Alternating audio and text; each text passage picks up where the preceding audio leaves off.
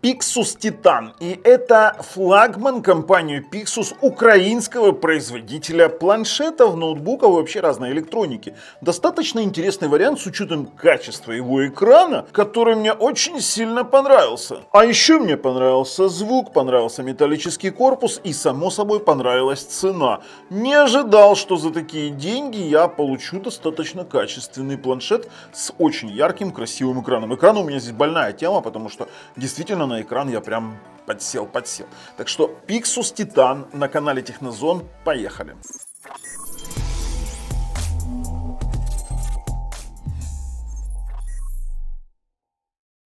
Слушайте, ну дело в том, что уже имел, скажем так, контакты с компанией Pixus, не с компанией Pixus, а с их товарами. Я ранее использовал для себя, хотите, сделаю на него обзор, вот такой вот Pixus Line. Я что вообще подсел, почему вообще выпустил обзор, вот такой вот Pixus Line, это младшая модель в линейке компании Pixus, вот такой вот Pixus Line, более дешевый вариант на Unisoc T606, и в принципе за такие деньги, которые там стоят в районе 100 с мелочью долларов, это вообще отличный вариант, работает быстренько, шустренько, но когда я увидел Pixus Titan, я и за его деньги, и когда я вот этот вот экран посмотрел, то есть вот этот вот экран, надо брать. Надо брать, а знаете почему? Потому что с учетом того, что он на процессоре MediaTek Helio G99, а это один из моих любимых процессоров для планшетов в очень бюджетном сегменте. Потому что он и мощный, и 2К видео спокойненько кодирует и энкодирует. И поиграться можно, это 400 тысяч баллов в Antutu, неплохие Wi-Fi модули, да еще и в металле, и еще и знаете чего, в комплекте мне положили чехольчик. А вот это вот вы увидите уже на распаковке, а перед этим подписывайтесь, нажимайте колокольчик, и ссылку на продавцов вот этого Pixus Titan я закинул в описании под видео. А мы с вами посмотрим, сколько он стоит и вообще, что заявляют производители.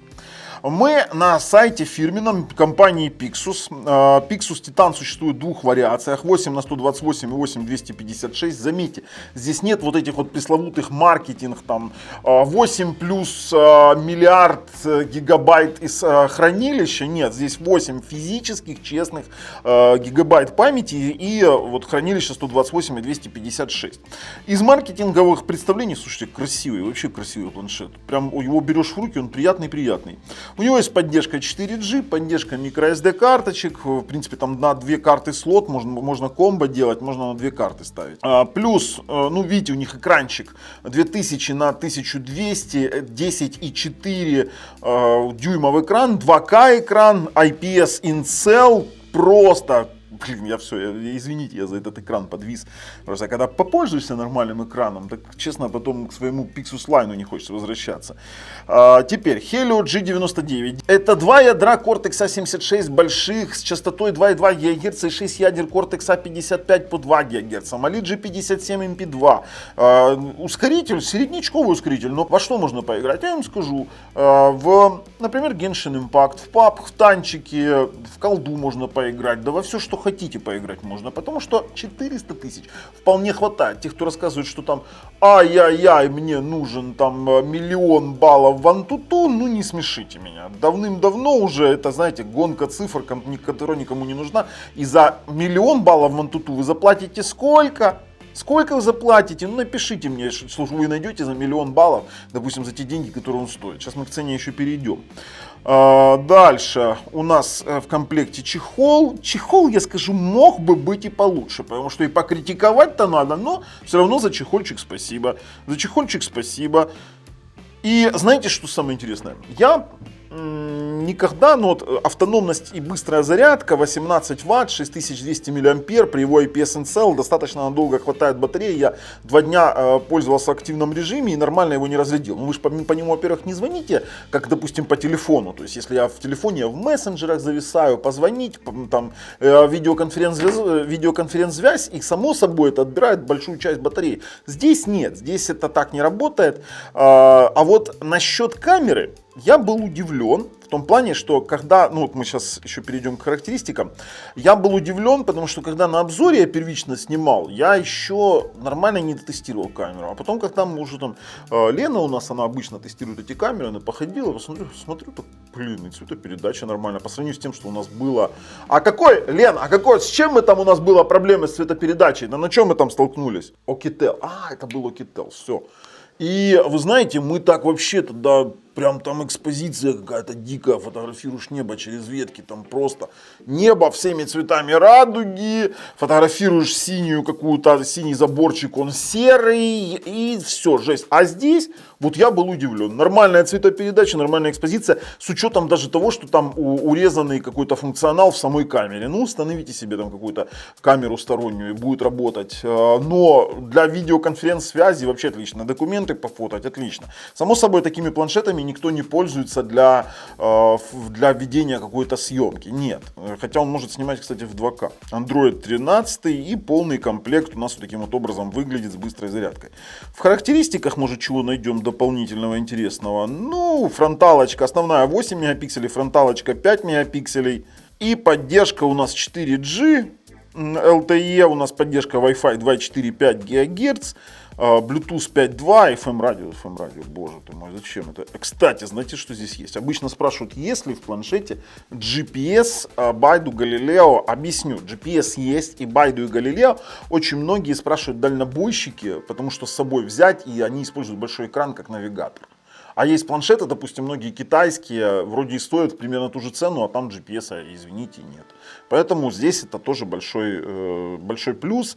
И 470 грамм он весит. Слушайте, ну я готов. Я готов идти на обзоры, подождите. Продается. Сейчас посмотрим его цену. Ну давайте на МТА. Любого выбираем. 7 штук.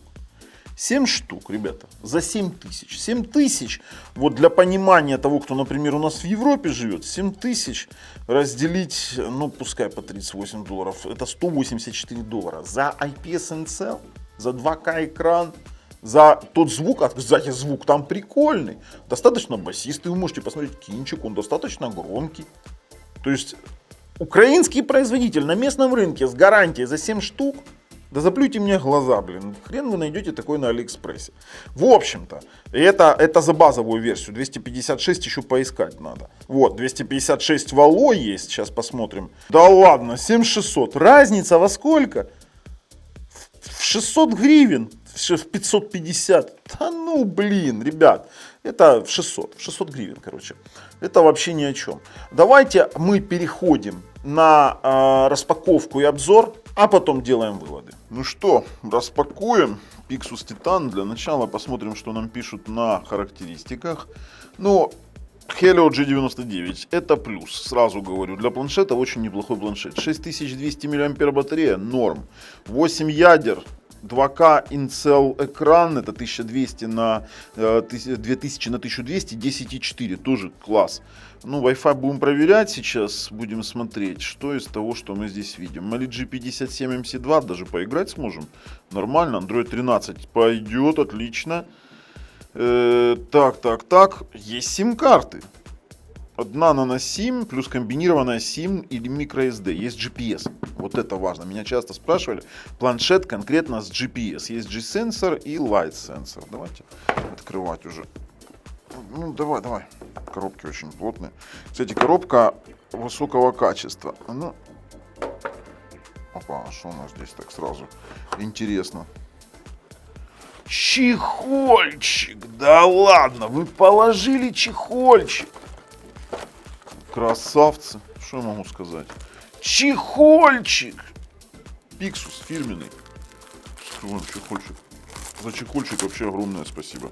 Обычно потом идешь в магазин, как начинаешь подбирать, какую-то универсальную хрень берешь. Чехол, обыкновенный чехол, но он модельный. Ладно, поехали дальше. Это оставим напоследок. Что у нас тут еще есть? Это Type-C кабель.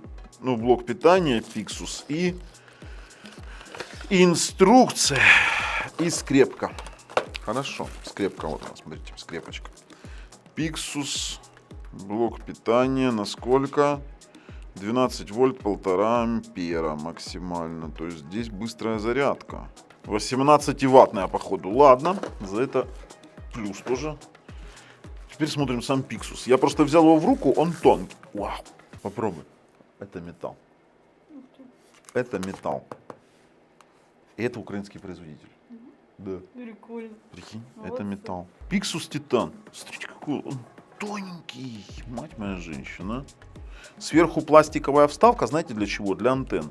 Здесь обычно расположены антенны, потому что если зашить в полный металл, то у вас не будет работать связь. Вот это очень правильное решение. Теперь динамики. Поехали. Type-C. 3,5 выход. Динамик. Здесь сверху у нас разъем для TF-карты, микрофон. Далее у нас есть регулировка громкости, кнопка блокировки. Снизу ничего. Так, пленочка у нас такая. Опача! И все. И получается, она уже не девочка. Прошу прощения. Экран. Сразу яркий экран. Ладно, буду настраивать. Я еще должен был вам показать вот эту штуку. Как он сидит в чехле. О, смотрите. Чехол фирменный, он практически вот сконструирован для того, чтобы под рамку уйти, то есть именно он не доходит до стекла, внахлёст не идет, здесь, кстати, камера у нас есть, внахлёст не идет, поэтому вот это вот правильно спроектированный чехол. Ровненько лег, в руках таким вот образом, закрывается, ну чехол магнитка, а? Нет. Чехол самый обыкновенный, но его наличие это уже большой плюс, скажем так, для планшета. Здесь, кстати, видите, вырез под камеру есть модельный, это тоже очень хорошо. Ну что, давайте его настраивать. Так, ну что, настроили наш планшет. Достаточно интересный опыт у меня в том плане, что я не ожидал, что украинский производитель выпустит столь достаточно качественную вещь. Меня единственное немножко харит, что пленка. Я пленку бы здесь снял бы нафиг. То есть вот это вот пленка. То есть плавность интерфейса. Первое, что бросается в глаза, это плавность интерфейса. Я очень люблю Mediatek G99 за его сочетание мощности и, скажем так, бюджетности. То есть для меня это бюджетный процессор, но с достаточно хорошей производительностью. И если говорить о производительности, то у нас здесь получается в Antutu 409 954 балла. Неплохо, совсем неплохо. Если говорить про мультитач тест, то это 10 касаний. Кстати, интересно, а 20 будет? Не, это тупо 10. Просто кто когда проверял, больше чем 10. Теперь по 3D Mark тесту в результатах игровой производительности это тоже нормальные результаты для каких-то игр, которые есть в Play Market. 344 на Wild Extreme, Wildlife простой 1200, Slingshot Extreme 2592 и Slingshot простой 3400.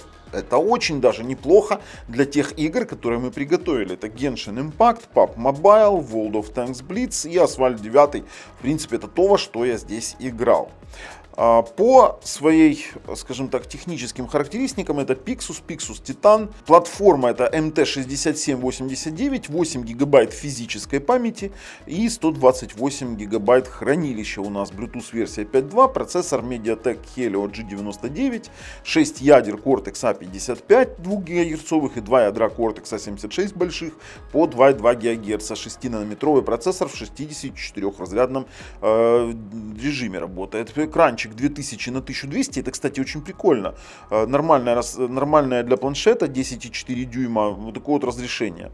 У нас сеть подключена 433 мегабита, обязательно протестируем. Батарея 6200 мАh. Android 13 тирамису, ну и так, и с кодеком, ну здесь все стандартно, здесь вообще смотреть не на что.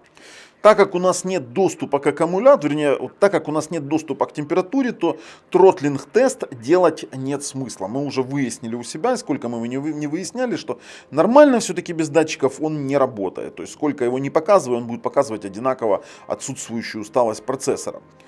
По тестам сети 5 гигагерцовая сеточка у нас показывает Результаты. Так, ждем, разгоняемся.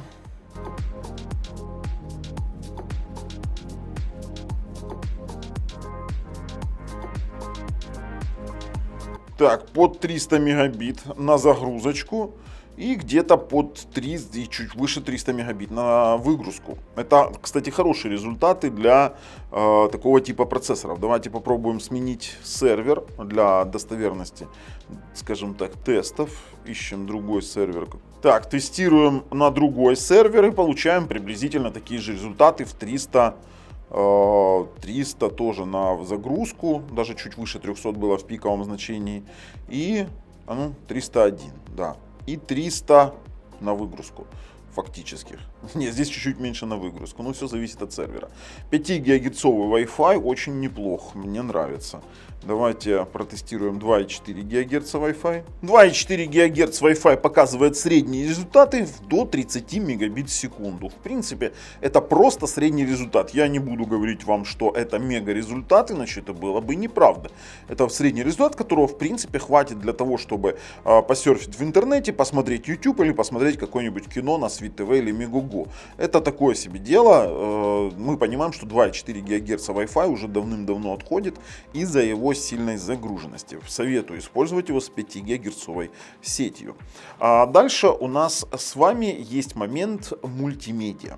Мультимедиа в данном планшете можно реализовать, допустим, просмотром Netflix, Свит ТВ, YouTube и тому подобных сервисов. Если мы пойдем с вами в YouTubeчик и попробуем просмотреть, допустим, какой-нибудь ролик 4К, давайте 4К Geoplace, 4К Geoplace, стартуем и заодно оценим звук. Качество мы выставляем. Максимально он может декодировать 2К 60 FPS. И проигрывает все без проблем. Оцениваем звук. Достаточно громкий и в меру басистый. Единственное, мне не нравится, для меня вот всегда планшет неудобно расположение звука на боках, но это практически на всех планшетах так располагается. Слушайте, очень неплохо.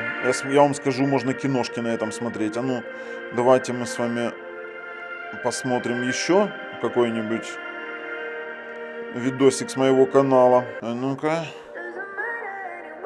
Это я снимал, когда путешествовал. Хороший звук, реально хороший. Для кино пойдет. Такой достаточно басистый, приятный звук. Не репучий, ничего. Сейчас мы выставим здесь качество 2К. Смотрите, все отлично. Бомба, ребят, просто бомба. Просто супер. Хорошо, дальше. Netflix. Давайте какой-нибудь фильм, который на текущий есть, поддерживает пространственный звук. И посмотрим Netflix. Netflix есть в маркете.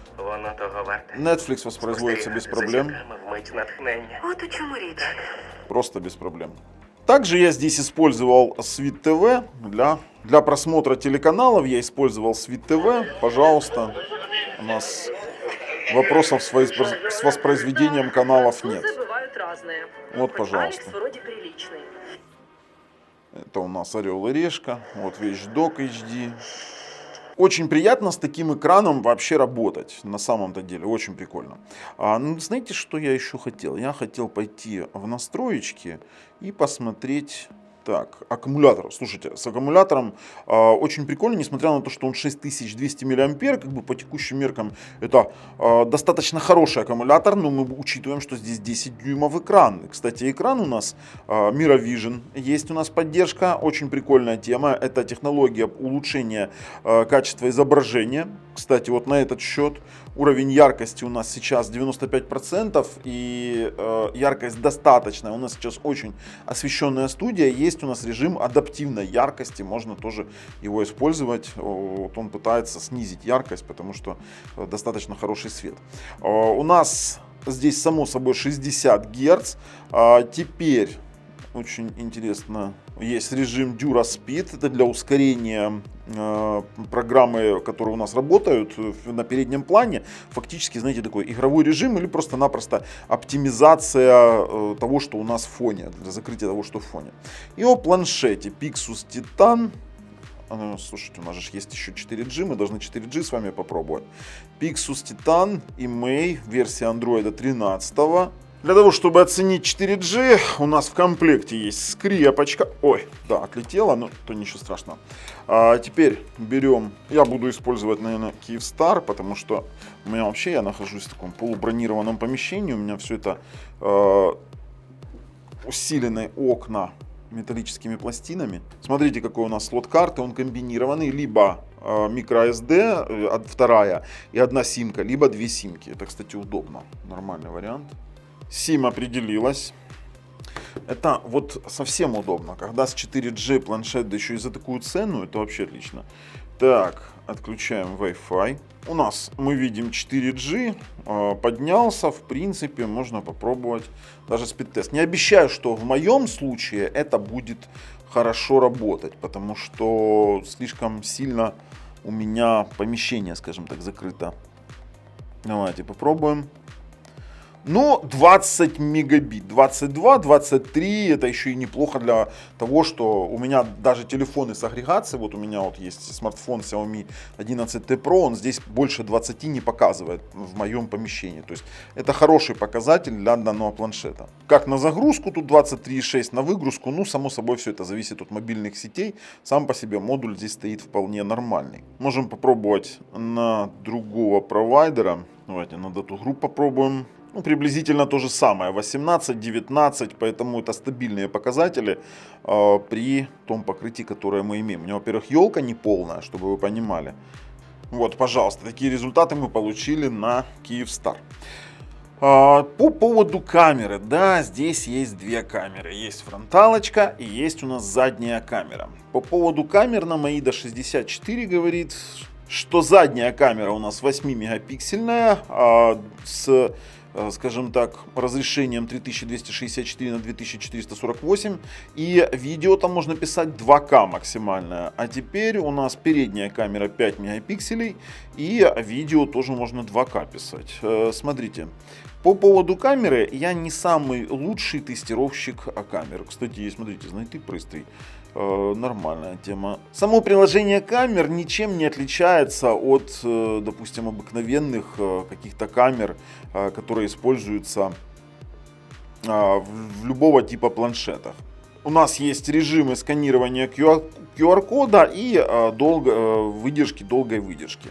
Минимум настроек, но на планшетах камеры оценивать это достаточно тяжелое дело, потому что это не камерафоны, это не смартфоны для фотографий. Но вот вы видите пару фотографий и видосики, и оригиналы этих фотографий размещены в описании под этим видео, и вы сможете оценить по-настоящему эти самые фотографии своими глазами, для того, чтобы я вам не рассказывал, хорошая здесь камера или плохая. Но скажу вам сразу, мне камера понравилась даже для такого уровня планшета. Очень удивительно, что при минимуме настроек мы получили достаточно сносное качество фотографий. Хорошо подходит у нас для, ну вот смотрите, я сейчас обратно вернусь в камеру. Хорошо подходит, вот передняя камера так вообще топ. Достаточно симпатично работает эта самая камера. Конечно, хотелось бы больше настроек, но, блин, она работает.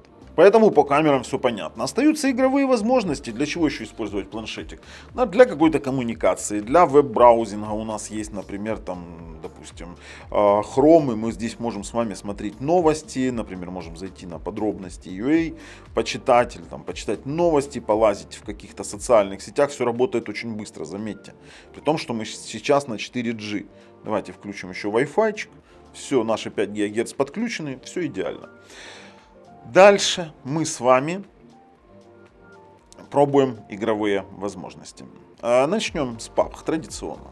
Так, сразу же слушаем звук.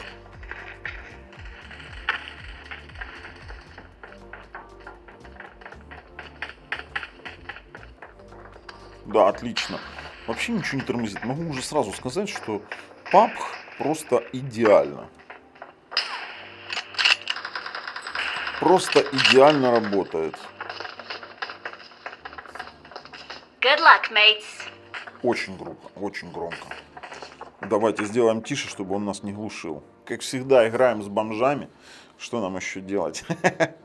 Знаете, что самое интересное в этих процессорах? Дело в том, что они зарекомендовали себя как не греющиеся. И я вот пробую, допустим, как себя ведет планшет. Я раньше тестировал телефоны на этих процессорах и остался доволен результатом по поводу нагрева. То есть я не ощущал какого-то нагрева критичного. В принципе, этот планшет не исключение. На G99 хорошее сочетание 76-х ядер с 55-ми и тоже не дает какого-то ощутимого или критичного нагрева. Ну, давайте приземляться. Слушайте, ну все работает. О чем мы с вами можем говорить? То есть этот планшет вытянет игры со своими 400 тысячами в Antutu, вытянет даже игры посильнее, чем, допустим, тот же самый PUBG. О, рюкзачок. Берем рюкзачок. Блин, ножи. Зачем мне ножи? Дайте мне какое-нибудь оружие нормальное. Что тут у нас? Ну, хотя бы УЗИ. И пистолетик возьмем. 9-миллиметровый. Ну что, пойдем пошмаляем немножко? Ну, давайте. Да не, фризов вообще нет. Вообще фризов нет. Отлично.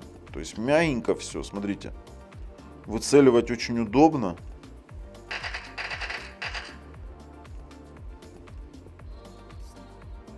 Не, отлично, отлично.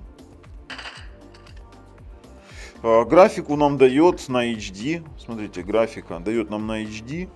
Я обычно ставлю на самые максимальные цвета, тут, на цветную картинку.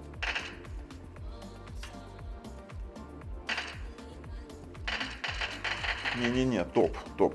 Нормально.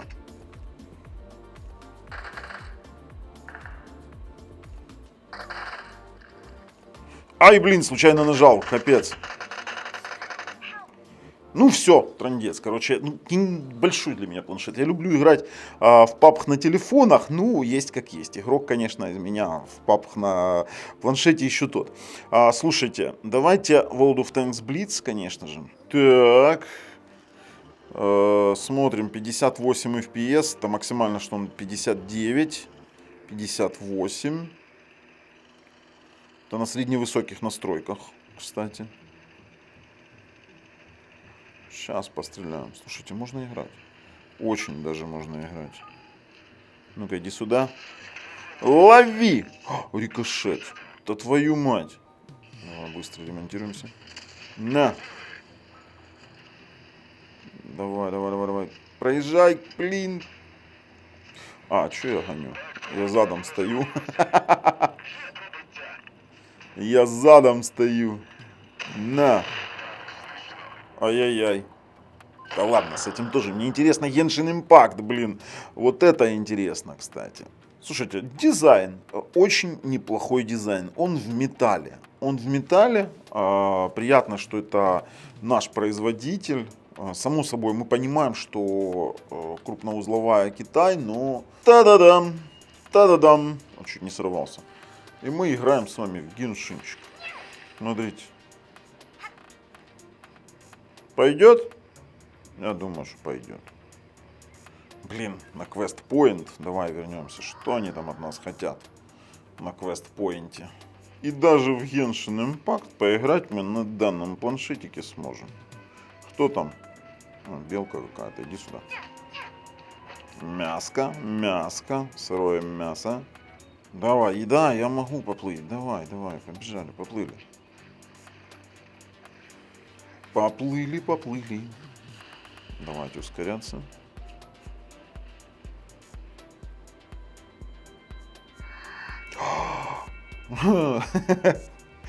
Кто не... У меня дочка играла в Genshin очень сильно, не знаю. Очень неплохо Genshin играть на большом экране, приятно смотреть. Так, пошли махаться. На, лови.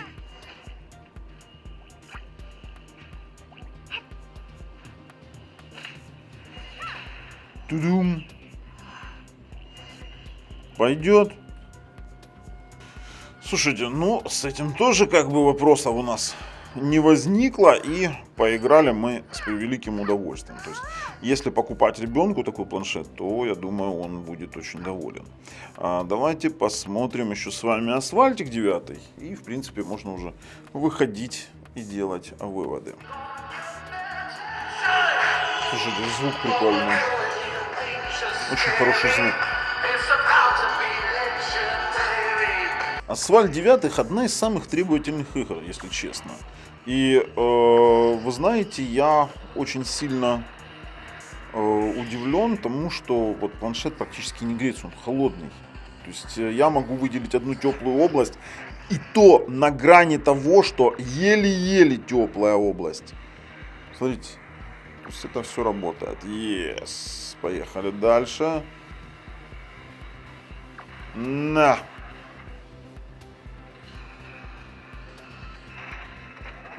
Ах, промазал чуть. Кто играл в аркадном режиме? Классная тема на самом-то деле. Есть, первый. Ребят, выходим, делаем резюме. Очень даже прикольный планшет получился. Знаете, иногда, вот в качестве выводов, я скажу, иногда бывает там, даешь какой-то компанию, берешь на обзор, да, ты понимаешь, что там есть какие-то проблемы, и ты даешь какой-то аванс на исправление этих проблем и говоришь, да, он нормальный с учетом там каких-то моментов, но здесь за 7 тысяч, простите, за 7 тысяч с вот таким вот экраном, я считаю, что вообще отличный девайс. Я поддерживаю компанию Pixus в ее начинаниях, ее производстве именно в Украине. Ну, я понимаю, что производство, возможно, где-то в Китае, но это украинский производитель, который дает украинскую гарантию, который стоит вменяемых денег. И за вменяемые деньги я здесь вот точно докапываться до мелочей не буду. Это, если бы он стоил 1015, я бы там вывернул его наизнанку. А за 7 штук, простите, подвиньтесь, будем пользоваться и не жужжать. Вот такая штука. А с вами был Бабл на канале Технозон. Пока.